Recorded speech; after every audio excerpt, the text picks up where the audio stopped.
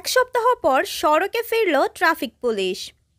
কোটা বৈষম্য বিরোধী আন্দোলনে শেখ হাসিনা সরকারের পতনের পর কর্মবিরতিতে যায় পুলিশ। এক সপ্তাহ পরে রাজধানীর সড়কে ট্রাফিকের কাজে ফিরেছে পুলিশ, তবে কিছু পয়েন্টে এখনও দায়িত্ব পালন করছে শিক্ষার্থীরা।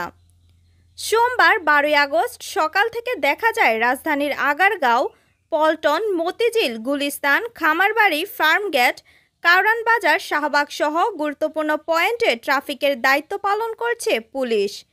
অনেক জায়গায় পুলিশের সঙ্গে শিক্ষার্থীরাও কাজ করছে, আবার কিছু পয়েন্টে এখনও ট্রাফিকের দায়িত্ব পালন করছে শুধু শিক্ষার্থীরা। শেখ হাসিনার পদত্যাগ ও দেশত্যাগের পর ভেঙে পড়ে পুলিশের চেইন অব কমান্ড।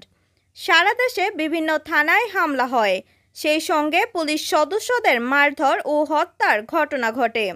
এক পর্যায়ে রাজধানী ঢাকাসহ সারা দেশের পুলিশ শূন্য ট্রাফিক সিগন্যাল ও সড়কে যান চলাচলের শৃঙ্খলার দায়িত্ব কাঁধে তুলে নেয় ছাত্র জনতা।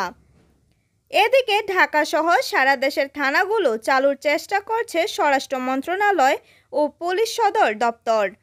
15 আগস্টের মধ্যে কাজে যোগ দিতে বলা হয়েছে তাদেরকে, অন্যথায় তাদের পলাতক দেখানো হবে বলে জানিয়েছে স্বরাষ্ট্র উপদেষ্টা brigadier general M Sakhawat Hossain. Shamima Sultana, news desk, news plus.